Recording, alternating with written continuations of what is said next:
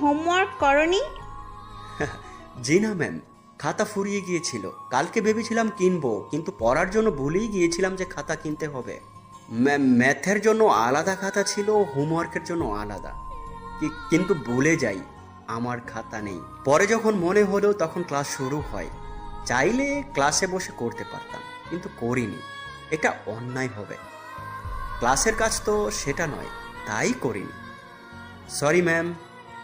আবিরের এমন সৎ কথাগুলো শুনে টিচার আর বকবে কি, আরও ভালোবেসে বলে, আচ্ছা, কোনো ব্যাপার না। তুমি অফিস রুম থেকে যত খুশি পৃষ্ঠা নিয়ে যাও। তোমার মতো ছেলের জন্য আমরা সর্বদা আছি। আবির মুচকি হেসে বেঞ্চে বসলো। অনু শুধু অবাক হয়েই তাকিয়ে দেখছিল। পরে আবির খাতা এনে অনুকে দিয়ে দেয়। অনু শুধু আবিরের কাজ দেখে হা হয়ে যায়। আবিরের প্রতিদ্বন্দ্বী ছাত্র শিপন ব্যাপারগুলো বুঝে যায়। আবিরকে পটানোর বহু চেষ্টা সে করেছিল, কিন্তু পারেনি। অনুকে দিয়ে এবার সেটা হাসিল করার চেষ্টা করার প্ল্যান করে। আর এটাই ছিল আবিরের জীবনে সেই শুরুর সবচাইতে বেশি কষ্টের মুহূর্ত। শিপন নামের ছেলেটার বাবা ছিল একজন রাজনীতিবিদ। শিপন ওর বাবার লোকদের সবটা জানায়। শিপনের প্ল্যান ছিল অনুকে তুলে নিয়ে অনুর সাথে খারাপ কিছু করার, যাতে আবির সামনের এক্সামে খুব খারাপ করে। দোষটা আবিরের উপরেই চাপানো হবে। সেই প্ল্যান মাফিক টেস্ট পরীক্ষার 2 মাস আগে সন্ধ্যার সময় অনুকে রাস্তা থেকে তুলে নিয়ে যাওয়া হয়। পরের দিন আবির ক্লাসে আসে। পিছনে অনুকে খুঁজতে থাকে, কিন্তু সে নেই। সেদিন ক্লাস পার হয়, অনু আসেনি। পরের দিনও একই রকম, অনু আসেনি। এভাবে আরও 1 সপ্তাহ যায়, কিন্তু অনু আসেনি। আবির ওই দিন বিকালে অনুদের বাড়িতে যাওয়ার কথা ভাবে, কিন্তু প্রথম ক্লাসেই হেড টিচার এসে জানায়, তোমার সহপাঠী অনু ছিল, ও গত 4 দিন আগে মারা গিয়েছে। আবির যেন বোকার মতো তাকিয়ে থাকে টিচারের দিকে। সেদিন ক্লাস শেষ করে আবির অনুদের বাড়িতে যায়। তারপর আবিরের কফি শেষ হয়ে যায়। সে ল্যাপটপের সামনে এসে দাঁড়ালো। এখনো কয়েক মিনিট বাকি আছে প্রসেস পূরণ হতে। আবির আরও একটি কফির অর্ডার করলো। 1 মিনিটেই কফি নিয়ে হাজির হোটেল সার্ভিস। আবির কফি হাতে ল্যাপটপের সামনে আসে। 4 মিনিট বাকি। ও আবারও ব্যালকনিতে এসে দাঁড়ায়। কফির মগে চুমুক দিয়ে অনুর কথা ভাবতে থাকে। অনুদের বাড়িতে যায় আবির সেদিন। ওর মা বারান্দায় খুঁটির সাথে হেলান দিয়ে বসেছিল। আবির তার নিজের সাইকেল নিয়ে উঠানে এসে দাঁড়ায়। উঠানের এক কোণার দিকে সদ্য একটি কবর দেখতে পায় আবির। কবরের উপরে খেজুর গাছের ডাল ছিঁড়ে রাখা। আবির নির্বাক হয়ে কবরটার দিকে তাকিয়ে থাকে। কিছু সময় পর অনুর মায়ের কান্নার শব্দ শুনতে পেল। আবির গিয়ে সামনে দাঁড়ায়। আবিরকে দেখে অনুর মা মাথায় কাপড় দিয়ে জানতে, কে বাবা তুমি? আন্টি, অনু। অনু আর বেঁচে নেই, ওকে মেরে ফেলেছে ওরা। আমার অনুকে ওরা কেড়ে নিয়েছে। আবির নীরব হয়ে চেয়ে থাকে অনুর মায়ের দিকে। অনুকে সে অনেক বেশি ভালোবাসতো বন্ধু হিসেবে। আবির তার বন্ধুর এমন মৃত্যু মেনে নিতে পারেনি। আবির সেখান থেকে ফিরে আসে। আবিরের বন্ধু নাহাদ বলে, আবির, অনুকে দেখছিলাম একটা ছেলে তুলে নিয়ে যাচ্ছিল। ছেলেটা আমাদের ক্লাসে শিপন বাবার লোক। আমার মনে হয় তোকে ডোমিনেট করার জন্য শিপন হয়তো চেয়েছিল অনুকে ব্যবহার করতে, কিন্তু অনু এখন মারা গিয়েছে। এটাও শুনেছি অনুকে যারা মেরে এবং অনুকে নিয়ে বাজে একটা ভিডিও সেই ছেলেগুলোর মধ্যে থাকা হাসিব নামের একটি ছেলের কাছে আছে। আবির নাহাদের কথা শুনে চমকে ওঠে। আবির সরাসরি শিপনের কাছে যায়। শিপনকে এই ব্যাপারে জিজ্ঞাসাও করে, কিন্তু শিপন কোনো উত্তর দেয় না, বরং গর্ব করে বলে, চেয়েছিলাম তোকে একটু আন্ডারস্টিমেট করে স্কুলের সবার সামনে জবার বানাবো, কিন্তু কি করব, ভুলে অনু গেছে মরে। But no problem, proof no kill, only chill. ডায়লগটা আমার মনে থাকবে। সময় মতো তোদেরকে বুঝিয়ে দেব, প্রমাণ আমি বের করবই। আবির সেদিন ক্লাস না করে সেখান থেকে চলে আসে। হাসিবের ফোন নাম্বার কালেক্ট করে খুব কষ্ট করে। তারপর সেদিন রাতে ও পিসিতে বসে। প্রথমবারের মতো ডার্ক ওয়েবে প্রবেশ করে আবির। তখন ডেভিল নামের কেউ ছিল না ডার্ক ওয়ার্ল্ডে। আবির হাসিবের ফোনটি হ্যাক করে। আইপি অ্যাড্রেস সাইট করে হাসিবের ফোনে একটি মেসেজ পাঠায়। মেসেজটি মেইলি কেন্দ্রিক থাকায় হাসিব বেশ তাড়াতাড়ি লুফে নেয়। হাসিব একটি ফিরতি মেসেজ পাঠায়, কিন্তু আবিরের কাছে তখন একটি কোড চলে আসে। কোডটি ছিল 070809। আবির কোডটি একটি ফাঁকা বক্সে সাবমিট করে, ডান লেখাতে চাপ দেয়। সাথে সাথেই ওর স্ক্রিনে হাসিবের সব ফোন ডিটেলস, বার্তা, ভিডিও, অডিও ক্লিপ আবির দেখতে পায়।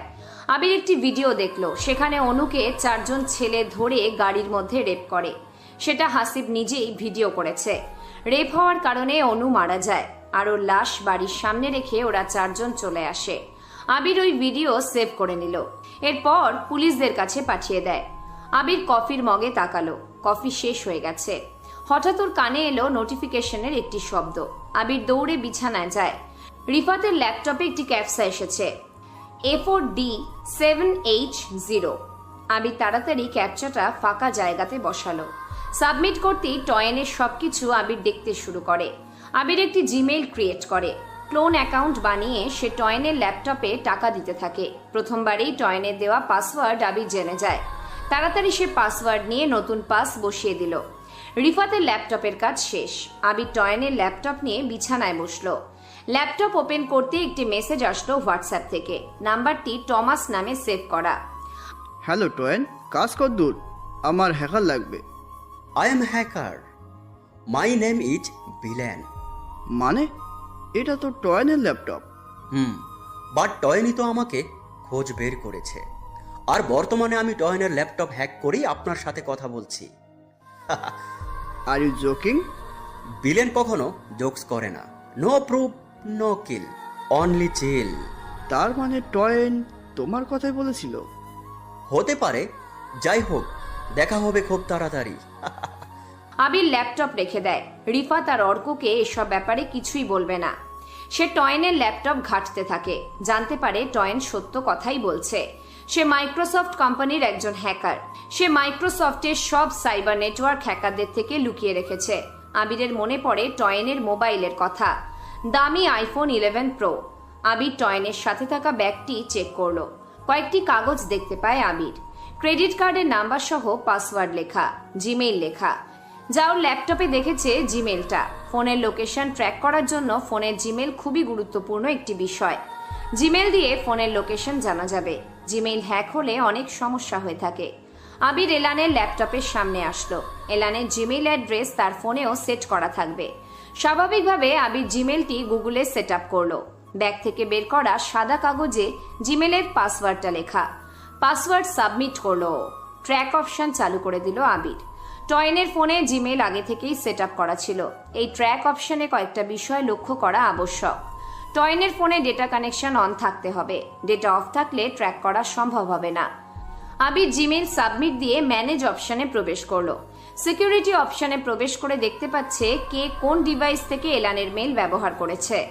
আইফোন আর ল্যাপটপ ছাড়া এখনো অবধি টয়েনের জিমেইল ইউজ হয়নি। টয়েনের ব্যবহৃত ফোন ডিভাইসটির নাম হলো আইফোন 11 প্রো। এটা থেকে লগ ইন করা আছে। স্লাইডে একটা অপশন আছে যেখানে লেখা ফাইন্ড ডিভাইস। আবির সেই অপশনে ক্লিক করলো। সেখানে আবার মেইল অ্যাড্রেস সাবমিট করলো। লাস্ট যে ডিভাইস থেকে টয়েনের জিমেইল ব্যবহার করা হয়েছে ঠিক সেগুলোই শো করা শুরু করে। আইফোন ডিভাইসে চাপ দিতেই ফাইন্ড লোকেশন একটা অপশন আসলো। আবির সেখানে ক্লিক করে। সেখানে কয়েকটি অপশন আসলো, সাউন্ড, সিকিউর মেসেজ আর রিসেট ডিভাইস। আবির আপাতত সাউন্ড অপশনে চাপ দেবে না, কারণ সেখানে ক্লিক করলেই টয়েনের ফোন বাজতে শুরু করবে। ছিনতাইকারী অ্যালার্ট হয়ে যাবে। আবির আসল লোকেশন বের করার জন্য রুম থেকে বের হয়। তারপর আবির কোথায়? ওকে আমার লাগবে। অর্কের কথা শুনে রিফাত চুপ হয়ে গেল। নিভু নিভু আলোকসজ্জা রুমটাতে দুজন মানুষ সামনাসামনি বসে আছে। অর্ক নামের ছেলেটার মনে অনেক কিছুই চলছে। আবিরের মধ্যে নিলয়ের থেকেও বেশি ট্যালেন্ট আছে, আর সেটা অর্ক নিজের স্বার্থে কাজে লাগাবে। নিলয়ের উপর বাটপাড়ি করবে আবিরকে দিয়েই। রিফাত বলল, আবির আছে ঢাকাতেই, সে আসবে, ও একটা কাজে ব্যস্ত। তোমার থেকে বেশি ওর আর কি কাজ থাকতে পারে? আমি জানি না, তবে ও আসবে। আমার ওকে চাই, আর সেটা খুব তাড়াতাড়ি। অর্ক রুম থেকে বের হলো। এটা ওর সিক্রেট বাড়ি। এখানের খবর কেবল দুজন মানুষ জানে, আর তারা হলো অর্ক নিজেই ও রিফাত। অর্ক বের হয়েছে বাড়ি থেকে, কারণ নিলয় আসছে। নিলয় নিজেই কল করে জানিয়েছে সে নিজেই ঢাকাতে আসছে। আর অর্ক এখন নিলয়কে রিসিভ করতে যাচ্ছে বাস স্টেশনে। নিলয়, নেহা, মাসুম, সিয়াম আর ওদের নতুন সদস্য এলান আসছে নিলয়ের সাথে। নিলয় বাসের সিটে হেলান দিয়ে অনেক কিছু ভাবছে। কি হবে, কেন সে আসলো, কত কিছু প্রশ্ন ওর মাথার মধ্যে ঘুরপাক খাচ্ছে। আবারও তার প্রবেশ করতে হবে অন্ধকার দুনিয়াতে, যেখানে থাকবে শুধু রক্ত আর মায়া আর রিশান দুজন একসাথে ঢাকাতে আসছে। নিলয়দের পরের বাসে ওরা দুজন আছে। মায়া জানালার পাশের সিটে বসা। মায়া চোখ বন্ধ করে আছে। আবিরকে অনুভব করলো কল্পনায়। অনেকবার ওরা দুজন বাসে করে এভাবে ঘুরেছে। মায়া জানালার পাশের সিটে বসতো আর আবির ওর পাশে। মায়া আবিরের কাঁধে মাথা রেখে বসতো। আবির ডান হাত দিয়ে তাকে জড়িয়ে নিত। মায়ার চোখের কোণা দিয়ে জল গড়িয়ে পড়ছে। নীরবে আবিরের প্রতি সব ভালোবাসা অনুভূতি নিঃশেষ করার চেষ্টা করছে মায়া। কিন্তু চাইলেই কি সব সম্ভব হয়? চাইলেই কি সবকিছু পাওয়া যায়? যায় না। আর পেলেও সেটা স্বয়ং সম্পূর্ণ নয়। সাজিদ, ফুয়াদ, নাইম আর শাহিন রাস্তার পাশে দাঁড়িয়ে আছে। সাজ্জাদ বসে আছে গাড়ির ডিকির ওপর। ওরা তিনজন পাশেই দাঁড়িয়ে আছে। ফুয়াদ, সাজ্জাদ, টাকা তো শেষ, নতুন মাল কই পাবো? আছে আছে, তবে মালে প্রচুর কাটারে ভাই, দেখছিস না আমার গাল লাল হয়ে আছে, কাটার ছোঁয়া লেগে আছে। কার কথা বলছিস? প্রীতি? উফ, সালি একটা মাল রে ভাই, যেমন ফিগার তেমনি শরীরের জিনিসগুলো। উফ ভাই, আমার তো মাথা নষ্ট হয়ে যাচ্ছে।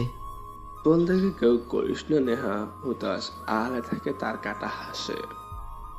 কোন এক লেখক কথাটা বলছিল জানি। হালা চুপ থাক, প্রীতিকে আমার চাই।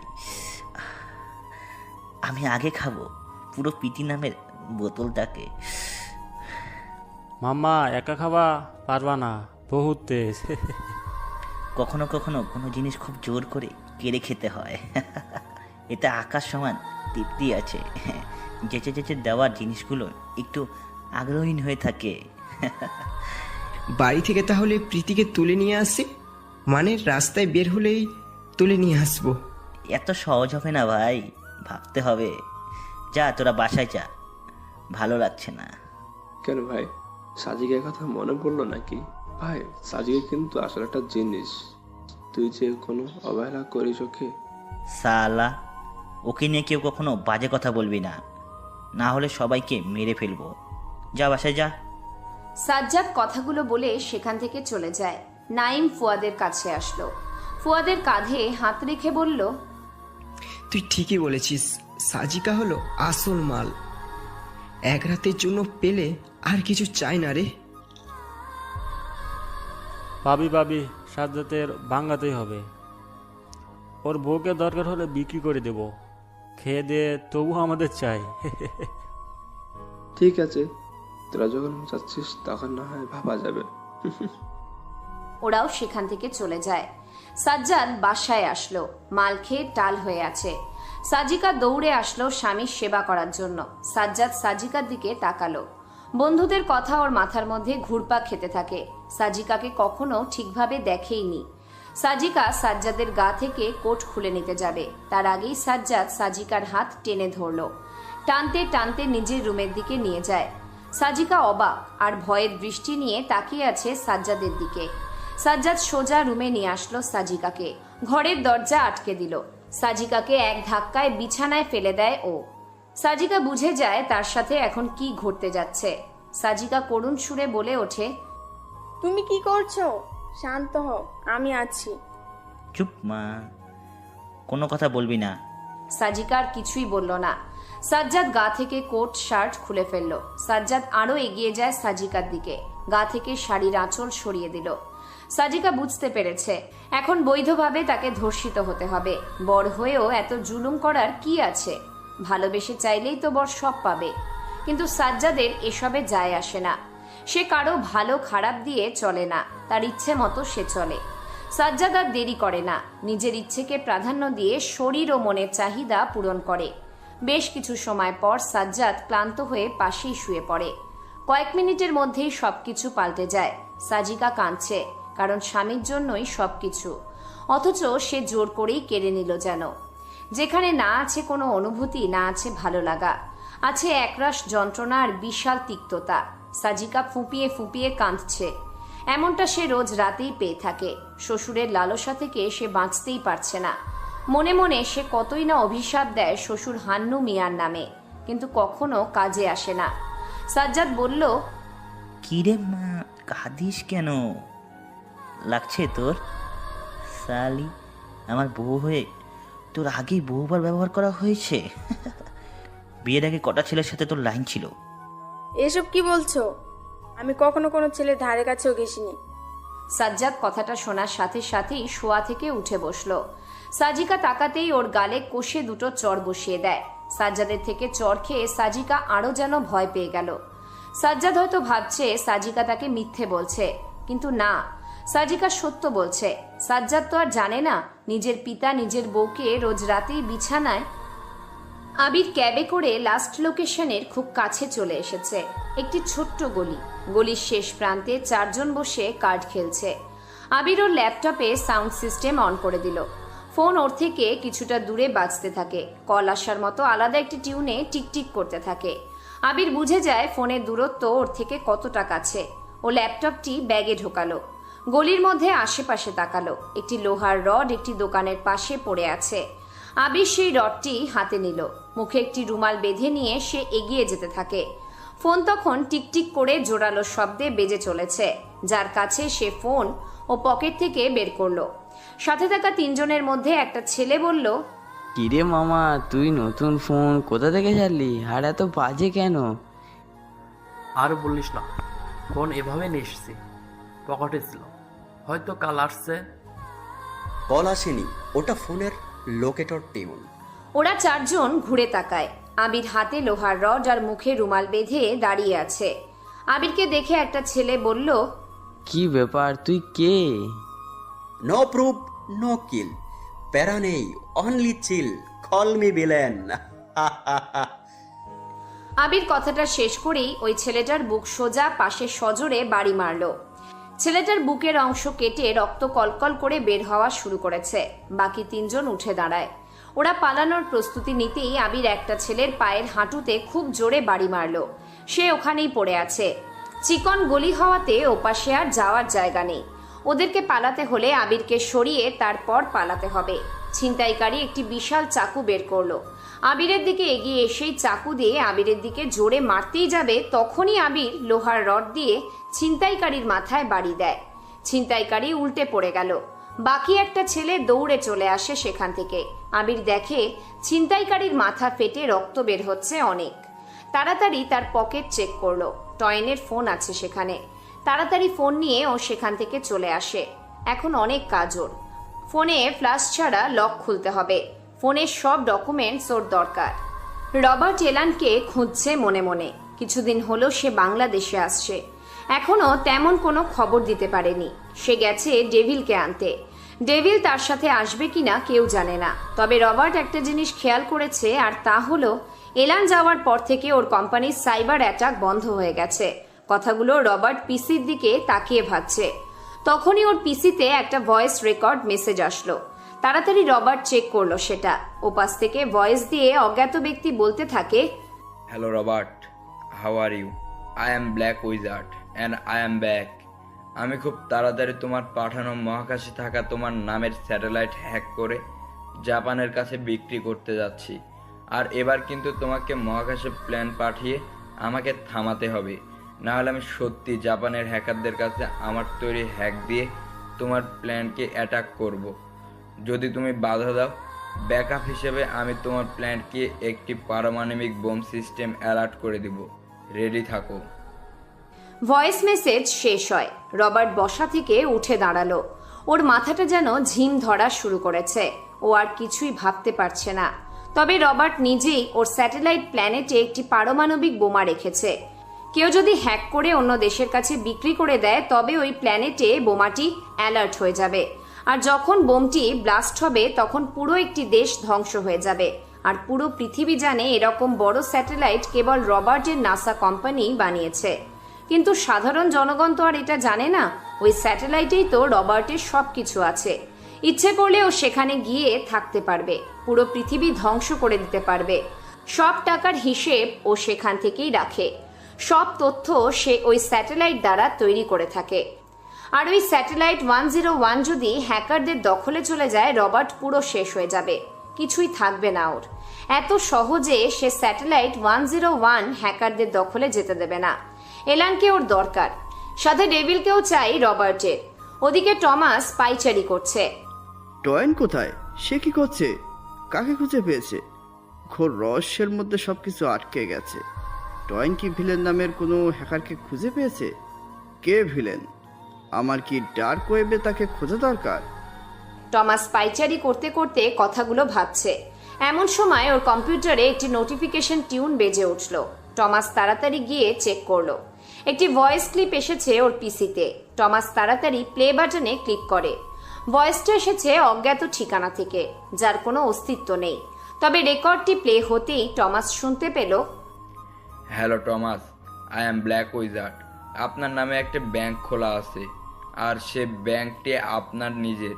সেখানে পার্শ্ব দেশের কোনো টাকা নেই, পুরো $140 বিলিয়ন, আর সব টাকা আপনার নিজের। ভাবছি ওই টাকা আমি সরিয়ে নেব।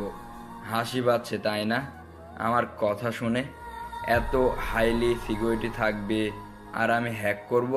এত সহজ? আসলে সেটা সহজ নয়, আমি নিজেও জানি না। হাই সিকিউরিটি ভাঙা সম্ভব না, এটা আমার মতো হ্যাকার পারবে না।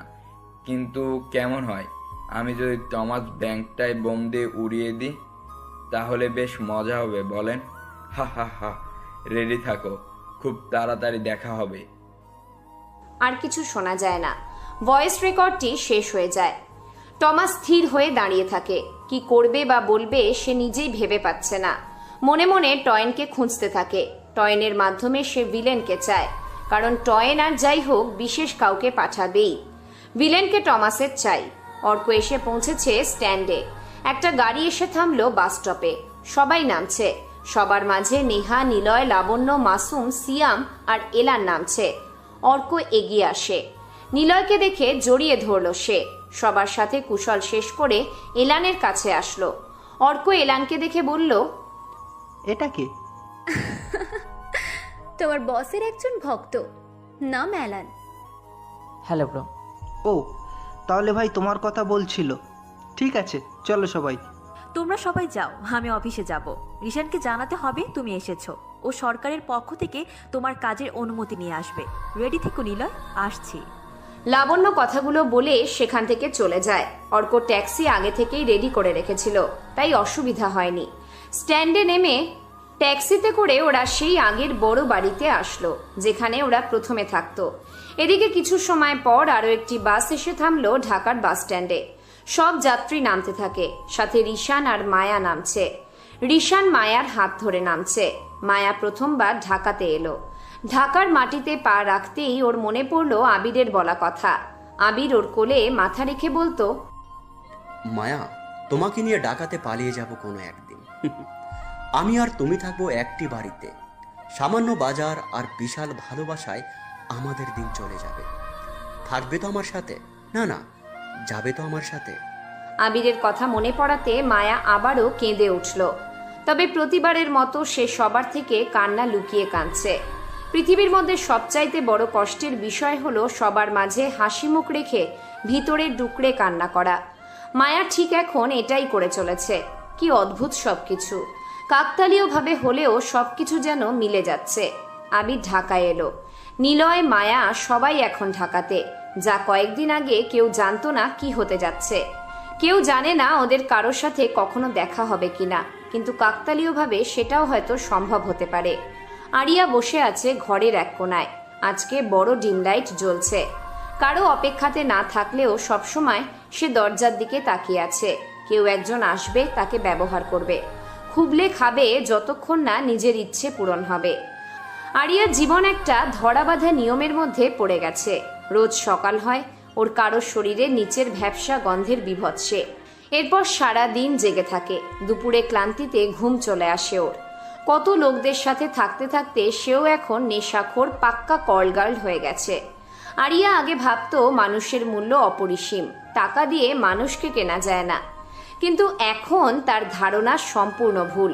টাকা দিয়ে একটা পতিতাকে একবার নয়, 1000 বার কেনা যায়, ব্যবহার করা যায় ইচ্ছে মতো। যা খুশি করা যায় সেই কেনা পতিতাকে দিয়ে। আরিয়া বসে আছে। পাশের কোনো এক বিল্ডিং থেকে জোরে গানের শব্দ শুনতে পাচ্ছে আরিয়া। গানটি ওর কানে বাজতে থাকে।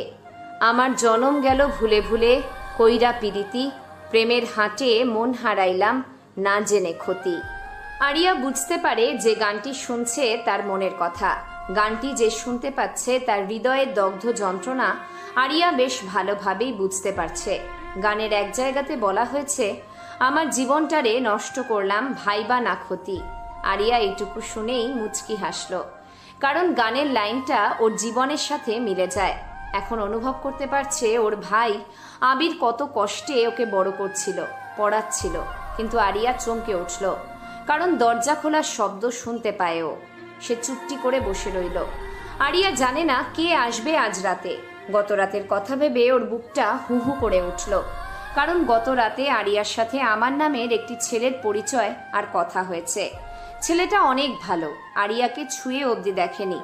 আরিয়া দরজার দিকে তাকিয়ে আমানকে কল্পনা করছিল। তখনই দরজা খুলে একজন বয়স্ক লোক প্রবেশ করে। আরিয়ার বুকটা কেমন যেন ধরফর করে উঠল। সে জানে এখন তার কি করতে হবে। সে বিছানার দিকে এগিয়ে যায়। লোকটা আরিয়ার কাছে আসলো। লোকটার নাম হানিফ শেখ। আরিয়ার বাহুতে হাত রেখে বলল, জীবন পোলারা মিথ্যা কথা কয় না, একখান খাসা মার রাইখা দিছে, আজ রাতটা বেশ ভালোই কাটবে। কি কস টুনটুনি? আরিয়া কোনো কথা বলল না। হানিফ শেখ আরিয়ার বুক থেকে ওড়নাটা সরিয়ে নিল। আরিয়ার খুব কাছে আসতেই যাবে হানিফ শেখ, তখনই ওরা দুজন শুনতে পেল একটি ছোট মেয়ে এসে বলছে, স্যার, জীবন ভাই আপনাকে যেতে বলেছে। আপনার থেকে 3 গুণ বেশি টাকা দেওয়া হয়েছে আরিয়ার জন্য। আরেকজন এখানে আসবে, আপনার জন্য আরো ভালো কিছু অপেক্ষা করছে। ধুর মা, মুডটাই দিলে নষ্ট কইরা। হানিফ শেখ আর কিছু বলল না, সেখান থেকে চলে গেল। তবে আরিয়া অবাক হয়, ওর দাম এত বেশি। সে শুনেছিল তাকে এক রাতে পাওয়ার জন্য নাকি 20 থেকে 50,000 টাকাও ডিল করা হয়। হানিফ শেখ 30,000 টাকা দিয়ে আরিয়ার রুমে এসেছিল, কিন্তু ওর থেকেও একজন বেশি টাকা দিয়ে এই রুমে আসার অফার করেছে, যার জন্য হানিফকে বের হয়ে যেতে হয়। আরিয়া অপেক্ষা করে সেই দাম দেওয়া বিশাল মানুষের জন্য, কারণ আরিয়া জানে যে যত বেশি টাকা দিয়ে আসবে সে তত বেশি হিংস্রের মতো আরিয়াকে খেতে থাকবে। আরিয়া দরজার দিকে চেয়ে রইল। একজন কালো কোট সাদা শার্ট পরে ভিতরে আসছে, মানে স্যুট টাই পরে আসলো একজন। আরিয়া প্রথমে মুখের দিকে না তাকালেও লোকটা কাছাকাছি আসতেই আরিয়া মুখের দিকে তাকালো। অবাক হয়ে তাকিয়ে আছে আরিয়া লোকটার মুখের দিকে। আরিয়ার সামনে যিনি দাঁড়িয়ে আছেন তিনি হলেন আমান। আমানকে দেখে আরিয়া অবাক হয়। আমান পাশে বসতে বসতে বলল, কেমন আছেন? ভালো লাগছিল না বাড়িতে, তাই চলে এলাম। আমার বন্ধু বিষ্ণুকে পাশের কোনো রুমে আছে, আমি আপনার এখানে আসছি। প্রথমে তো আসতে দিচ্ছিল না, তবে টাকার লোভ ঠিকই দিয়েছে। এখানে আপনার জন্য নিয়ম করা, আপনার রুমে যে একবার প্রথমে যত টাকা গেছে পরের বার যত হলে তাকে তার ডাবল টাকা দিতে হবে। কেন এলেন এত টাকা খরচ করে? জানি না, তবে আপনার সাথে গল্প করতে খুব ভালো লাগছিল। কিন্তু আমার সাথে তো কেউ গল্প করার জন্য আসে না। আমাকে সবাই নিজেদের শরীরের খিদে মেটাতে আসে। কিন্তু আমার কাছে যে মনের খিদাই বড় খিদা। আমি আপনাকে মন থেকে খিদা মেটানোর সঙ্গী হিসেবে খুঁজি। ভাবছি। কি ভাবছেন? পৃথিবীর মানুষগুলো বড়ই অদ্ভুত। বাসায় বউ রেখে হাজার হাজার টাকা নষ্ট করে পরিমণির মতো মেয়েকে এক রাতের জন্য চাই, অথচ বউকে ভালোবাসে, কিছুই করতে চায় না। আচ্ছা, মানুষ কেন নিজেরটা রেখে অন্যের প্রতি আকৃষ্ট হয়? তা জানি না, তবে মনে হয় অন্য কোথাও থাকা জিনিসগুলো নিজের জন্যই নিষিদ্ধ, তো তাই সবাই ওই নিষিদ্ধ জিনিসের প্রতি আকৃষ্ট হয়ে যায়। আপনি অনেক ভালো একজন মানুষ। আপনিও। ওরা দুজন গল্প করতে থাকে। সময় পেরিয়ে যায়। আবির মুখ থেকে রুমাল খুলে হেঁটে আসতে থাকে। হঠাৎ ওর মাথায় কি যেন একটা বুদ্ধি আসলো। সে মনে মনে বলল, আচ্ছা, আমি যদি ব্যাংকের যেই মেন অ্যাকাউন্টগুলো থাকে সেগুলো নিজের কবজায় রেখে সরকারকে কিংবা সরকারের গুরুত্বপূর্ণ তথ্য হ্যাক করে ব্ল্যাকমেল করি? তাহলে কেমন হবে? আমার বাইরে আসাও লাগবে না, কিন্তু আমি এত ছোট কাজ করব না। করলে নাসা টমাস ব্যাংক পুরোটাই আমার কাছে নিয়ে নেব। নো প্রুফ, নো ক্রাইম, প্যারা নেই, অনলি চিল। তবুও রিস্ক আমার কাছেই। একটা বুলেট প্রুফ জ্যাকেট হলে কেমন হয়? কিন্তু বুলেট প্রুফ জ্যাকেট বানাতে হলে প্রচুর রিসার্চ করতে হবে। আমার কাছে এত সময় নেই রিসার্চের। আমার 2 কোটি টাকা আগে দরকার। তাহলে আমি বুলেট প্রুফ জ্যাকেট কোথায় পাবো? রিফাতকে কল দিতে হবে। টয়নের ফোন থেকে রিফাতের দেওয়া নাম্বারে কল দেয় আবির। রিফাত, আমি আবির। কোথায় তুমি? তোমাকে অল্প খুঁজছে। আর ঢাকায় এসে কি এমন করছো একা একা? খেলছি। খেলোয়াড়েরা খেলতে ভালোবাসে, সাজঘরে বসে খেলা দেখতে নয়। আমি তো পৃথিবীর সেরা খেলোয়াড় হব, তাই বসে থাকাটা আমার জন্য নয়। আবির, রহস্যময় কথা আমার সাথে এখন বলো না। কোথায় তুমি? আপাতত তোমার কথার জন্য আমি ফোন করিনি, আমি আমার কাজের জন্য ফোন করেছি। মানে তোমার আবার কি কাজ? বলছি, বুলেট প্রুফ ড্রেস কোথায় পাবো? কি হবে? আদের ড্রেস সাধারণ কোনো বাজারে নেই, বিদেশে আছে। আর আছে আমাদের মিলিটারি ক্যাম্পে। কিন্তু ওই জ্যাকেটে লোকেটার ট্র্যাক অপশন থাকে। আর যেখানে রাখা সেটি সাইবার সিকিউরিটি সিস্টেম দিয়ে লক করা। আনলক করা খুবই কঠিন। কঠিন, তবে অসম্ভব তো নয়। রাখছি। আবির সিদ্ধান্ত নিয়ে ফেলেছে ও মিলিটারি সিকিউরিটি সার্ভার হ্যাক করে বুলেট প্রুফ জ্যাকেট নেবে। আবির যেন এখন GTA 5 গেমের মতো চলার ভঙ্গিতে কাজ করছে। আবির কথাগুলো ভাবতে ভাবতে এগিয়ে যায়। হঠাৎ ও একটি মেয়ের চিৎকার শুনতে পেল। দূর থেকে কোনো একটি মেয়ে চিৎকার করছে। শালা, তোরা মানুষের মতো করছিস না কেন? পশু তোরা। ছাড় আমাকে, উফ লাগছে। ছাড় কুত্তার বাচ্চা, কে আছিস? আমাকে ওদের থেকে বাঁচা। আবির চিৎকারের উদ্দেশ্যে এগিয়ে যায়। মেইন রাস্তার পাশে একটি কালো কুকুর ঘেউ ঘেউ করছে। তার কিছুটা দূরেই একটি মেয়ের আর্তচিৎকার। আবির আশেপাশে তাকায়, একটি বালির প্যাকেট দেখতে পেল। প্যাকেটের মুখে লম্বা দড়ি বাঁধা। আবির প্যাকেটের মধ্যে অনেকগুলো পাথরের বড় বড় টুকরো ঢুকিয়ে নিল। দড়ি দিয়ে মুখ বেঁধে কাঁধে ঝুলিয়ে মেয়েটার দিকে এগিয়ে যায়। আবির এগিয়ে এসে দেখে 4 জন ছেলে দাঁড়িয়ে, একটা ছেলে বসে আছে, নিচে একটি মেয়ে শুয়ে আছে। মেয়েটির গায়ে আধা পোশাক। আবির গিয়ে বসা ছেলেটার মাথায় পাথরের জ্যাকেট দিয়ে গায়ে যত বেশি শক্তি ছিল ততটা জোরে বাড়ি দেয়। সাথে সাথেই মাথা ফেটে যেন ঘিলু বের হয়ে গেল। 4 জন ছেলে এটা দেখে ভয়ে সেখান থেকে দৌড়ে চলে যায়। আবির তাড়াতাড়ি মেয়েটাকে টেনে তোলে। তারপর গায়ে তেমন কাপড় নেই, কিছুটা দূরে মেয়েটার ওড়না পড়ে আছে। আবির তাড়াতাড়ি ওড়নার কাছে যায়, ওড়নাটি এগিয়ে দেয় মেয়েটির দিকে। এরপর কয়েক সেকেন্ড মেয়েটার দিকে তাকিয়ে আবির সেখান থেকে চলে আসতে থাকে। কয়েক পা আবির এগিয়ে আসতেই পিছন থেকে মেয়েটি ডাক দেয়, এই হিরো, এই পরীর দিকে না তাকিয়ে চলে যাচ্ছ যে? আবির একটু থামলো, মেয়েটির দিকে তাকিয়ে মুচকি হাসলো একটু। তারপর আর না তাকিয়ে আবারও চলে আসার প্রস্তুতি নিল। মেয়েটা দৌড়ে আসে আবিরের কাছে, পাশাপাশি হাঁটতে থাকে। আবিরকে বলল, কি ব্যাপার, ছেলেরা এত ভদ্র হয়? নাম কি তোমার? আপনার নাম কি, পরি? না, আমার নাম পরি না, তবে সবাই রাতের পরি বলে চেনে, সেজন্যই বলেছি। আর আমাকে আপনি করে বলছো কেন? তুমি করে বা তুই করে বলো। নামটা বলনি এখনো। আবির একটু থামলো, পা থেকে মাথা অবধি দেখে নিল আবির। মেয়েটার চোখ আর মুখ অসম্ভব মিষ্টি দেখতে, যেন চাঁদের জ্যোৎস্না মেয়েটির সারা মুখে লেগে আছে। মেয়েটার চোখের ভ্রুটাও বেশ আকর্ষণীয়। আবির ট্রেন রাস্তা ছেড়ে উপরে উঠল, মেয়েটিও সাথে আসতে থাকে। আবির ল্যাম্পপোস্টের নিচে এসে দাঁড়ায়। হলদে আলোর সবটাই মেয়েটার মুখে এসে পড়েছে।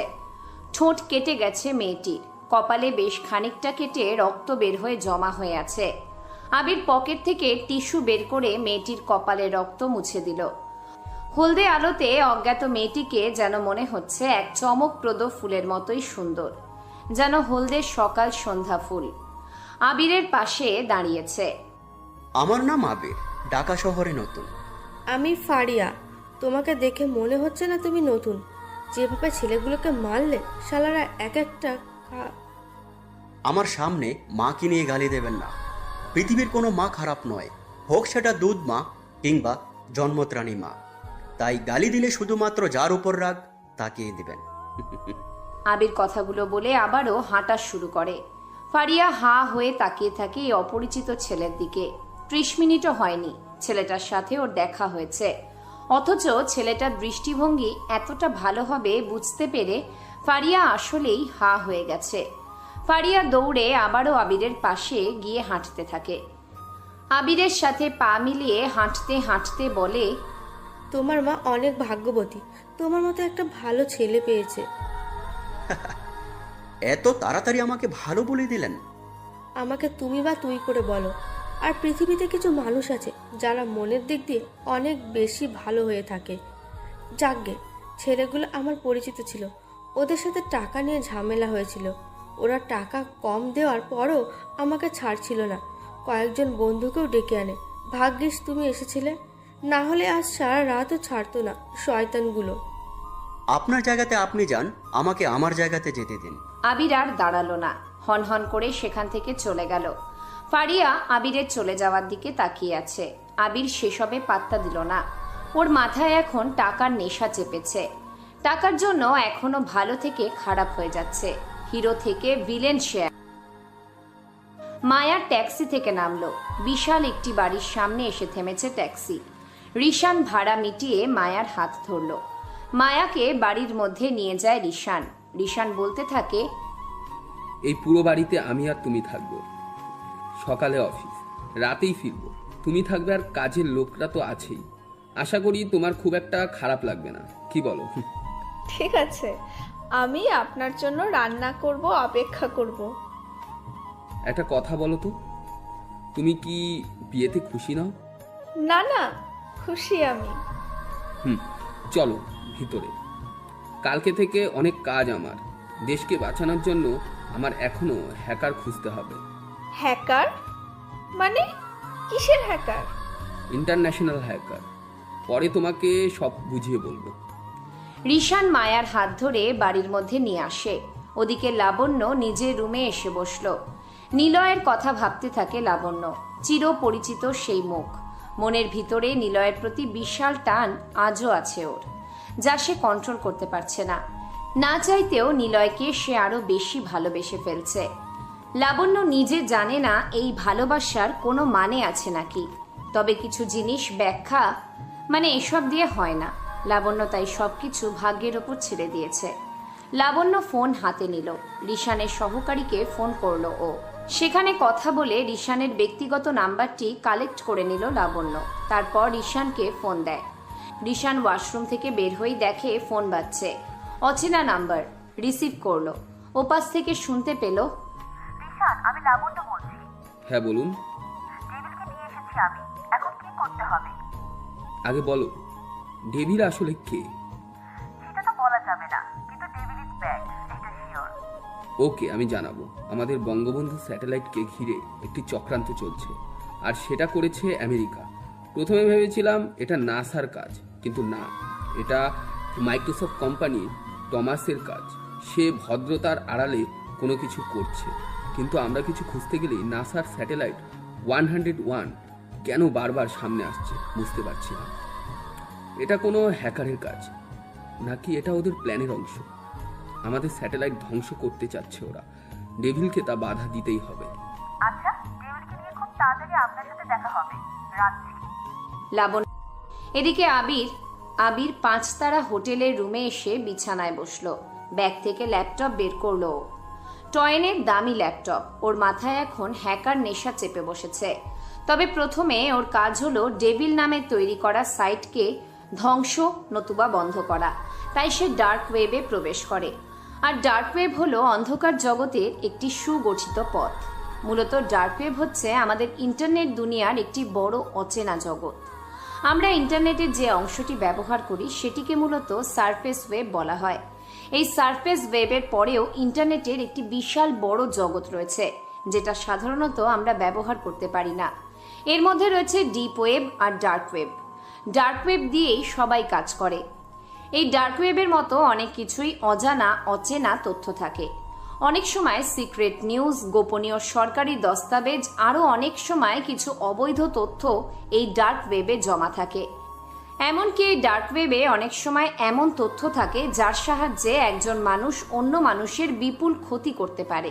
এই ডার্ক ওয়েবে অনেক সময় অবৈধ লেনদেন, চোরা কারবার ইত্যাদি কার্য এই ডার্ক ওয়েবেই হয়ে থাকে, যা সাধারণ মানুষের নাগালের বাইরে। আমাদের চেনা সার্চ ইঞ্জিন যেমন গুগল, বিং এইসব তথ্য দিতে পারে না। ডার্ক ওয়েব এদের থেকে লুকানো অবস্থায় থাকে এবং এগুলো লুকানো সার্ভারে গোপন জায়গাতে জমা থাকে। তবে ডার্ক ওয়েবের শুরু জানতে হলে ইন্টারনেট কবে শুরু হয়েছিল এর সম্বন্ধে আগে জানতে হবে। 1990 দশক থেকে আমজনতার জন্য খুলে দেওয়া হয়েছিল ইন্টারনেট, কিন্তু এর ব্যবহার বিধি সীমাবদ্ধ ছিল বিভিন্ন শিক্ষা প্রতিষ্ঠান, সরকারি দপ্তর এবং আরও বিভিন্ন রিসার্চ কাজের জন্য। এর বাইরে সাধারণ মানুষ খুব একটা ইন্টারনেট 90 দশকে ব্যবহার করতেন না, বা বলা ভালো ব্যবহার করার সুযোগই ছিল না। কিন্তু ধীরে ধীরে ইন্টারনেটের সাথে সমান্তরালভাবে কিছু প্রাইভেট নেটওয়ার্ক জন্ম হলো। মূলত সরকারি আইপি অ্যাড্রেস, লোকেশন এগুলি গোপন রেখে এই নেটওয়ার্কগুলি তাড়াতাড়ি ইউজারকে ব্যবহার করতে দিত। এর মধ্যে উল্লেখযোগ্য হলো ফ্রি নেট, যেটি 2000 সালে প্রচলিত হয়েছিল এবং সেই সময়ের একটি বহুল জনপ্রিয় নেটওয়ার্ক ছিল। বর্তমান ডার্ক ওয়েব তার মূল টেকনোলজি হলো অনিয়ন রাউটিং।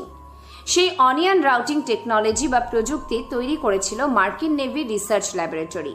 এটি তৈরি হয়েছিল মূলত সরকারি প্রতিরক্ষা বিভাগের গোপন দস্তাবেজ ইন্টারনেটের মাধ্যমে এক জায়গা থেকে অন্য জায়গায় পৌঁছে দেওয়ার জন্য। এইভাবেই প্রাথমিকভাবে ডার্ক ওয়েবের সূচনা হয়েছিল বলা যেতে পারে। ডার্ক ওয়েবে সহজে কেউ প্রবেশ করতে পারে না। তাহলে ডার্ক ওয়েবে আমরা কিভাবে প্রবেশ করব? ডার্ক ওয়েব মূলত জনপ্রিয় বিভিন্ন কারণে। এখানে যেমন একাধারে কিছু অবৈধ কার্যকলাপ হতে থাকে, তেমনি অন্যদিকে এখানে এমন অনেক কিছু সফটওয়্যার পাওয়া যায় যেগুলি আমরা সহজে ইন্টারনেটে খুঁজে পাই না, বা আমরা সেগুলি ইন্টারনেটে খুঁজে পেলেও আমাদের চড়া দামে কিনতে হয়। কিন্তু অনেক ক্ষেত্রেই এত দাম দিয়ে ওইগুলো সম্ভব হয় না। সফটওয়্যারগুলি পাইরেটেড ভার্সন খুঁজে বেড়ায়। ডার্ক ওয়েব এরকম অনেক সফটওয়্যার টুল সম্পূর্ণ বিনামূল্যে প্রদান করে, কিন্তু এক্ষেত্রে জেনে রাখা দরকার যে ডার্ক ওয়েব থেকে পাওয়া এই সমস্ত সফটওয়্যার বা টুলগুলি সবসময় ভালো হয় না। অনেক সময় এই সমস্ত টুলগুলিতে ভিডিও রকমের স্পাইওয়্যার আগে থেকে দিয়ে রাখে, যার ফলে কেউ যখন এগুলো ইউজ করতে যায় তখন তার কম্পিউটারের ডেটা আবার তথ্য চুরির একটি সম্ভাবনা থেকেই যায়। ডার্ক ওয়েবে প্রবেশ করার আগে এবং ডার্ক ওয়েব ব্যবহার করার আগে আমাদের যথেষ্ট পরিমাণ সতর্ক থাকতে হবে। ডার্ক ওয়েবে প্রবেশের জন্য বিশেষ 8টি ওয়েবসাইট বা লিঙ্ক আছে। ডার্ক ওয়েব লিঙ্ক সম্পর্কে জানার আগে বা এখন এই ডার্ক ওয়েবে প্রবেশ করার আগে সর্বক্ষেত্রে নিজেদের মনে রাখতে হবে নিজেদের সিকিউরিটির ব্যাপারটা। ডার্ক ওয়েবে প্রবেশ করার পর আর সাধারণ নিয়মের মধ্যে পড়ে না। যেহেতু সাধারণ ওয়েব দুনিয়ার মধ্যে পড়ে না, তাই এখানে প্রবেশ করার ক্ষেত্রে নিজেকে বিশেষ ব্রাউজার ইউজ করতে হবে। ডার্ক ওয়েবে প্রবেশ করার জন্য অনেক রকম ব্রাউজার বাজারে প্রচলিত রয়েছে। তার মধ্যে টর ব্রাউজারটি হলো সবথেকে বহুল প্রচলিত এবং উল্লেখযোগ্য। টর ব্রাউজার নিজে সহজেই নিজের উইন্ডোজ কিংবা লিনাক্স মেশিনের থেকে ডাউনলোড করা যায়। তবে একটা সাজেশন জরুরি, এই টর ব্রাউজার ইউজ করার আগে ভালো একটি ভিপিএন বা virtual private network software use করতে হবে, কারণ এই ভিপিএন বা ভার্চুয়াল প্রাইভেট নেটওয়ার্ক নিজের নিরাপত্তাকে অনেক গুণে বাড়িয়ে দেয়। উদাহরণস্বরূপ বলা যেতে পারে এক্সপ্রেস ভিপিএন নামে যে ভিপিএন রয়েছে তার মধ্যে রয়েছে মিলিটারি গ্রেডের 256 বিট এনক্রিপশন। তাই এক্ষেত্রে কেউ ইউজ করলে তার পরিচিতি সম্পূর্ণ গোপন থাকে এবং সহজেই সে ডার্ক ওয়েবের বিভিন্ন ওয়েবসাইট বেশি চিন্তা না করে সহজেই ব্যবহার করতে পারবে। ডার্ক ওয়েবে প্রবেশের জন্য কিছু জনপ্রিয় লিঙ্ক আছে। এর মধ্যে এক, হিডেন উইকি। এটি 1 নম্বরে রয়েছে কারণ এটি অন্যতম জনপ্রিয় ডার্ক ওয়েব লিঙ্ক। স্বাভাবিক ওয়েবে আমরা যেমন উইকিপিডিয়া ইউজ করি, তেমনি এটি ডার্ক ওয়েবের উইকিপিডিয়া বলা যেতে পারে। এখানে ডার্ক ওয়েবের বিভিন্ন ওয়েবসাইটগুলো লিস্টের মতো করে সুন্দরভাবে সাজানো রয়েছে। এই সমস্ত লিঙ্ক থেকে যে কেউ সহজে ডার্ক ওয়েবের বিভিন্ন ওয়েবসাইট ভিজিট করতে পারবে। এখানে মনে রাখা দরকার ডার্ক ওয়েবের বেশিরভাগ ওয়েবসাইটের এই ডোমেইন এক্সটেনশন অফ অনিয়ন। দ্বিতীয় নম্বরটির কথা বলি। দ্বিতীয় নম্বরে আছে সার্চ ইঞ্জিন ডাকডাকগো। গুগলে যখন আমরা সার্চ করি তখন এই সার্চ ইঞ্জিনগুলি আমাদের কিছু ব্যক্তিগত তথ্য তাদের নিজের সংগ্রহে রেখে দেয়। কিন্তু এই ডাকগো ব্রাউজারটি ব্যক্তিগত তথ্য সম্পূর্ণ গোপনীয় রাখে এবং কারো ব্যক্তিগত তথ্যের কোনো অংশ তারা তাদের নিজেদের কাছে জমা রাখে না। এটি একটি ফ্রি ওয়েবসাইট এবং সহজেই কেউ টর ব্রাউজারের মাধ্যমে ডাকগো সার্চ ইঞ্জিন ব্যবহার করতে পারবেন। 3 নম্বরে রয়েছে হিডেন অ্যান্সার্স। এই হিডেন অ্যান্সারে কেউ এমন কিছু চাঞ্চল্যকর স্বীকারোক্তি পাবে যেগুলি সে বাস্তব জগতে কখনো শোনেনি। এই ওয়েবসাইটে আরও কেউ কিছু বিখ্যাত ব্যক্তিত্বদের চরম স্বীকারোক্তি দেখতে পাবে যেগুলি শুনে যে কেউ সম্পূর্ণ আশ্চর্য হয়ে যাবে। তবে এটির সুবিধা হলো স্বীকারোক্তি সম্পূর্ণভাবে গোপনভাবে প্রকাশ করে এবং এর মালিককে তার গোপনীয়তা লুকিয়ে রাখে। কিন্তু কেউ যদি আসল তথ্য খুঁজে তুলতে চান তাহলে তার এই তথ্যটি এই ওয়েবসাইট থেকে পেতে পারে। আমরা যেমনভাবে ইমেল পাঠানোর জন্য জিমেল, ইয়াহু মেল সার্ভার করি, তেমনি ডার্ক ওয়েবের ইমেল পাঠানোর জন্য একটি ব্যবস্থা আছে যা 4 নম্বর ওয়েব লিঙ্ক হিসেবে ধরা হয়। সেই সার্ভিসের নাম হলো মেল টু টর। কেউ নিজের আইপি অ্যাড্রেস এবং পরিচয় সম্পূর্ণ গোপন রেখে একটি অ্যাড্রেস থেকে অন্য অ্যাড্রেসে ইমেল পাঠাতে পারে সম্পূর্ণ বিনামূল্যে। প্রো পাবলিকা ওয়েবসাইটটি হলো হিডেন অ্যান্সার্সের মতোই একটি ওয়েবসাইট, সহজে নিউজ পোর্টাল বলা চলে। সবাই নিজেদের বক্তব্য কোনো কিছুর বিধিনিষেধের কথা না ভেবেই সত্য প্রকাশ করে। উত্তর মধ্য থাকে। বিভিন্ন সরকারি দস্তাবেজ সংক্রান্ত তথ্য, বিভিন্ন গোপনীয় সংবাদপত্রের ডকুমেন্ট এবং আরও এরকম কিছু চাঞ্চল্যকর তথ্য প্রো পাবলিকাতে থাকে। মূলত বাক স্বীকারোক্তির কথা বিভিন্নভাবে প্রচার করে এবং তাদের ওয়েবসাইটে এটি মেনে চলে। 6 নম্বর রয়েছে ফেসবুকিং ডার্ক ওয়েব। আপনারা কি জানেন আপনারা social media network Facebook dark web ব্যবহার করতে পারেন? হ্যাঁ, এটা সত্যি শুনতে অবাক লাগলেও ফেসবুক ডার্ক ওয়েবের জন্য তাদের অনিয়ন সার্ভিস দিয়ে থাকে, যেখানে কেউ সম্পূর্ণ গোপনভাবে সোশ্যাল মিডিয়ায় একে অপরের সাথে যোগাযোগ রাখতে পারবে ফেসবুকের সাহায্যে। 7 নম্বরে রয়েছে টর লাইব্রেরি। এখানে সকল প্রকার নকল সফটওয়্যার, সিনেমা, নাটক, ইবুক ইত্যাদি পাওয়া যায়। কিন্তু এটি ব্যবহার করার আগে নিজের মাথায় রাখতে হবে লাইব্রেরি থেকে পাওয়া সমস্ত কিছু সফটওয়্যার সবসময় নিরাপদ হয় না, তাই এখান থেকে কোনো কিছু ডাউনলোড না করাই ভালো, অথবা ডাউনলোড করার আগে নিজের কম্পিউটারে ভালো অ্যান্টিভাইরাস সফটওয়্যার দিয়ে চেক করে নিতে হবে। 8 নম্বর ডার্ক ওয়েব লিঙ্কটি বা ওয়েবসাইটের নাম হলো গ্যালাক্সি সোশ্যাল নেটওয়ার্ক। এটি একটি সোশ্যাল নেটওয়ার্কিং সাইট যেটি কেউ ডার্ক ওয়েব থেকে ব্যবহার করতে পারবে। নেটওয়ার্কিং সাইটের মাধ্যমে কেউ ফেসবুকের মতোই অনেক অনলাইন বন্ধুত্ব এবং একে অপরের সঙ্গে যোগাযোগ রাখতে পারবে সম্পূর্ণ নিজের তথ্য গোপন রেখে। আবির আজ সব লিঙ্কে প্রবেশ করে নিজের বিস্তার ছড়াবে। ডেভিলকে তার অস্তিত্ব হারাতে হবে ভিলেন সাইটের জন্য। আবির নিজেকে পুরোপুরিভাবে তৈরি করলো। তারপর আবির মেয়েটাকে টেনে তুলল। গায়ে তেমন কাপড় নেই, কিছুটা দূরে মেয়েটার ওড়না পড়ে আছে। আবির তাড়াতাড়ি ওড়নার কাছে যায়, ওড়নাটি এগিয়ে দেয় মেয়েটির দিকে। এরপর কয়েক সেকেন্ড মেয়েটার দিকে তাকিয়ে আবির সেখান থেকে চলে আসতে থাকে। কয়েক পা আবির এগিয়ে আসতেই পিছন থেকে মেয়েটি, এই হিরো, এই পরীর দিকে না তাকিয়ে চলে যাচ্ছ যে? আবির একটু থামলো, মেয়েটির দিকে তাকিয়ে মুচকি হাসলো একটু, তারপর আর না তাকিয়ে আবারও চলে আসার প্রস্তুতি নিল। মেয়েটা দৌড়ে আসে আবিরের কাছে, পাশাপাশি হাঁটতে থাকে। আবিরকে বলল, কি ব্যাপার, ছেলেরা এত ভদ্র হয়? নাম কি তোমার? আপনার নাম কি পরি? না, আমার নাম পরি না, তবে সবাই রাতের পরি বলেই চেনে, সেই জন্য বলেছি। আর আমাকে আপনি করে বলছো কেন? তুমি বা তুই করে বলো, নামটা বলনি এখনো। আবির একটু থামলো, পা থেকে মাথা অবধি দেখে নিল আবির। মেয়েটার চোখ আর মুখ অসম্ভব মিষ্টি, যেন চাঁদের জ্যোৎস্না মেয়েটির সারা মুখে লেগে আছে। মেয়েটার চোখের ভ্রুটাও বেশ আকর্ষণীয়। রাস্তা ছেড়ে উপরে উঠল, মেয়েটিও সাথে আসতে থাকে। আবির ল্যাম্পপোস্টের নিচে এসে দাঁড়ায়। হলদে আলোর সবটাই মেয়েটার মুখে এসে পড়ছে। ঠোঁট কেটে গেছে মেয়েটির, কপালে বেশ খানিকটা কেটে রক্ত বের হয়ে জমা হয়ে আছে। আবির পকেট থেকে টিস্যু বের করে মেয়েটির কপালের রক্ত মুছে দিল। হলদে আলোতে অজ্ঞাত মেয়েটিকে যেন মনে হচ্ছে এক চমকপ্রদ ফুলের মতোই সুন্দর, যেন হলদে সকাল সন্ধ্যা ফুল। আবিরের পাশে দাঁড়িয়েছে। আমার নাম আবির, ঢাকা শহরে নতুন। রিয়া, তোমাকে দেখে মনে হচ্ছে না তুমি নতুন।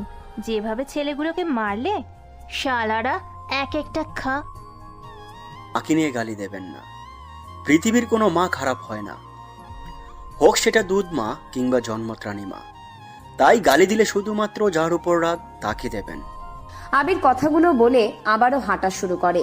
ফারিয়া হাঁ হয়ে তাকিয়ে থাকে এই অপরিচিত ছেলের দিকে। 30 মিনিটও হয়নি ছেলেটার সাথে ওর দেখা হয়েছে, অথচ ছেলেটার দৃষ্টিভঙ্গি এতটা ভালো হবে বুঝতে পেরে ফারিয়া আসলেই হাঁ হয়ে গেছে। ফারিয়া দৌড়ে আবারও আবিরের পাশে গিয়ে হাঁটতে থাকে। আবিরের সাথে পা মিলিয়ে হাঁটতে হাঁটতে বলে, তোমার মা অনেক ভাগ্যবান, তোমার মতো একটা ভালো ছেলে পেয়েছে। এত তাড়াতাড়ি আমাকে ভালো বলে দিলেন? আমাকে তুমি বা তুই করেই বলো। আর পৃথিবীতে কিছু মানুষ আছে যারা মনের দিক থেকে অনেক বেশি ভালো হয়ে থাকে। যাকগে, ছেলেগুলো আমার পরিচিত ছিল, ওদের সাথে টাকা নিয়ে ঝামেলা হয়েছিল। ওরা টাকা কম দেওয়ার পরেও আমাকে ছাড়ছিল না, কয়েকজন বন্ধুকেও ডেকে আনে। ভাগ্যিস তুমি আসছিলে, না হলে আজকে সারা রাতেও ছাড়তো না শয়তানগুলো। আপনার জায়গাতে আপনি যান, আমাকে আমার জায়গাতে যেতে দিন। হনহন করে সেখান থেকে চলে গেল। ফারিয়া আবিরের চলে যাওয়ার দিকে তাকিয়ে আছে। আবির সেসবে পাত্তা দিল না। ওর মাথায় এখন টাকার নেশা চেপেছে। টাকার জন্য এখনো ভালো থেকে খারাপ হয়ে যাচ্ছে। হিরো থেকে ভিলেন সে এখন। মায়া ট্যাক্সি থেকে নামলো। বিশাল একটি বাড়ির সামনে এসে থেমেছে ট্যাক্সি।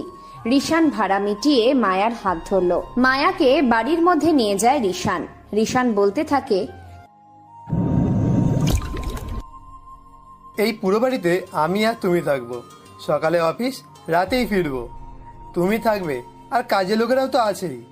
আশা করি তোমার খুব একটা খারাপ লাগবে না, কি বলো? ঠিক আছে, আমি আপনার জন্য রান্না করব আর অপেক্ষা করব। একটা কথা বলবো, তুমি কি বিয়েতে খুশি নাও? না না, খুশি আমি। চলো ভিতরে। কালকে থেকে অনেক কাজ আমার। দেশকে বাঁচানোর জন্য আমার এখন একটা হ্যাকার খুঁজতে হবে। হ্যাকার মানে? কিসের হ্যাকার? International hacker. পরে তোমাকে সব বুঝিয়ে বলবো। মায়ার হাত ধরে বাড়ির মধ্যে নিয়ে আস। ওদিকে লাবণ্য নিজের রুমে এসে বসলো। নিলয়ের কথা ভাবতে থাকে লাবণ্য। চিরপরিচিত সেই মুখ। মনের ভিতরে নিলয়ের প্রতি বিশাল টান আজও আছে ওর, যা সে কন্ট্রোল করতে পারছে না। চাইতেও নিলয়কে সে আরো বেশি ভালোবেসে ফেলছে। লাবণ্য নিজে জানে না এই ভালোবাসার কোনো মানে আছে কিনা, তবে কিছু জিনিস ব্যাখ্যা মানে এসব দিয়ে হয় না। লাবণ্য তাই সবকিছু ভাগ্যের উপর ছেড়ে দিয়েছে। লাবণ্য ফোন হাতে নিল। রিশানের সহকারীকে ফোন করলো ও। সেখানে কথা বলে রিশানের ব্যক্তিগত নাম্বারটি কালেক্ট করে নিল লাবণ্য। তারপর রিশানকে ফোন দেয়। রিশান ওয়াশরুম থেকে বের হয়েই দেখে ফোন বাজছে। অচেনা নাম্বার। রিসিভ করলো। ওপাশ থেকে শুনতে পেল, রিশান, আমি লাবণ্য বলছি। হ্যাঁ বলুন। ডেভিলকে নিয়ে এসেছি আমি, এখন কি করতে হবে? আগে বলো, ডেভিল আসলে কে? সেটা তো বলা যাবে না, কিন্তু ডেভিল ইজ ব্যাক, এটা শিওর। ওকে, আমি জানাবো। আমাদের বঙ্গবন্ধু স্যাটেলাইটকে ঘিরেই চলছে একটা চক্রান্ত, আর সেটা করছে আমেরিকা। প্রথমে ভেবেছিলাম এটা নাসার কাজ, কিন্তু না, এটা মাইক্রোসফট কোম্পানির টমাসের কাজ। সে ভদ্রতার আড়ালে অনেক কিছু করছে, কিন্তু আমরা কিছু খুঁজতে গেলেই নাসার স্যাটেলাইট 101 কেন বারবার সামনে আসে বুঝতে পারছি না। এটা কোনো হ্যাকারের কাজ নাকি এটাও ওদের প্ল্যানের অংশ? আমাদের স্যাটেলাইটকে ধ্বংস করতে চাইছে ওরা। ডেভিলকে তা বাধা দিতেই হবে। আচ্ছা, ডেভিলকে নিয়ে খুব তাড়াতাড়ি আপনার সাথে দেখা হবে, রাখছি। লাবণ্য ফোন কেটে দিল। এদিকে আবির 5 তারা হোটেলের রুমে এসে বিছানায় বসলো। ব্যাগ থেকে ল্যাপটপ বের করলো ও। টয়েনের দামি ল্যাপটপ। ওর মাথায় এখন হ্যাকার নেশা চেপে বসেছে। তবে প্রথমে ওর কাজ হলো ডেভিল নামের তৈরি করা সাইটকে ধ্বংস নতুবা বন্ধ করা। তাই সে ডার্ক ওয়েবে প্রবেশ করে। আর ডার্ক ওয়েব হলো অন্ধকার জগতের একটি সুগঠিত পথ। মূলত ডার্ক ওয়েব হচ্ছে আমাদের ইন্টারনেট দুনিয়ার একটি বড় অচেনা জগৎ। আমরা ইন্টারনেটের যে অংশটি ব্যবহার করি সেটিকে মূলত সারফেস ওয়েব বলা হয়। এই সারফেস ওয়েবের পরেও ইন্টারনেটের একটি বিশাল বড় জগৎ রয়েছে, যেটা সাধারণত আমরা ব্যবহার করতে পারি না। এর মধ্যে রয়েছে ডিপ ওয়েব আর ডার্ক ওয়েব। ডার্ক ওয়েব দিয়েই সবাই কাজ করে। এই ডার্ক ওয়েবে অনেক কিছুই অজানা অচেনা তথ্য থাকে। অনেক সময় সিক্রেট নিউজ, গোপনীয় সরকারি দস্তাবেজ, আরও অনেক সময় কিছু অবৈধ তথ্য এই ডার্ক ওয়েবে জমা থাকে। এমনকি এই ডার্ক ওয়েবে অনেক সময় এমন তথ্য থাকে যার সাহায্যে একজন মানুষ অন্য মানুষের বিপুল ক্ষতি করতে পারে।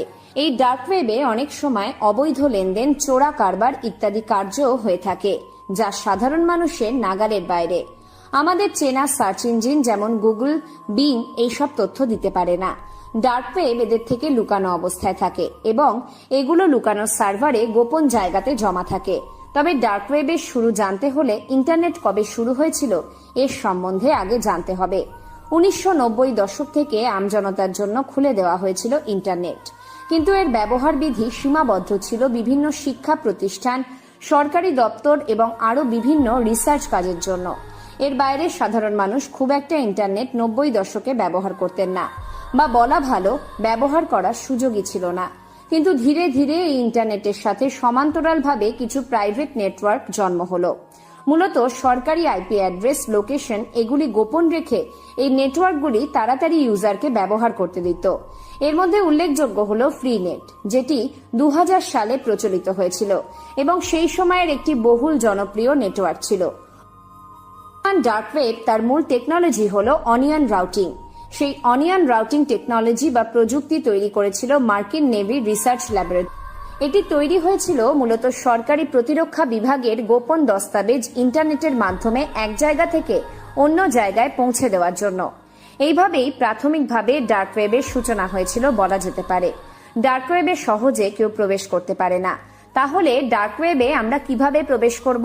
ডার্ক ওয়েব মূলত জনপ্রিয় বিভিন্ন, এখানে যেমন একাধারে কিছু অবৈধ কার্যকলাপ হতে থাকে, তেমনি অন্যদিকে এখানে এমন অনেক কিছু সফটওয়্যার পাওয়া যায় যেগুলি আমরা সহজে ইন্টারনেটে খুঁজে পাই না, বা আমরা সেগুলি ইন্টারনেটে খুঁজে পেলেও আমাদের চড়া দামে কিনতে হয়। কিন্তু অনেক ক্ষেত্রেই এত দাম দিয়ে ওইগুলো সম্ভব হয় না।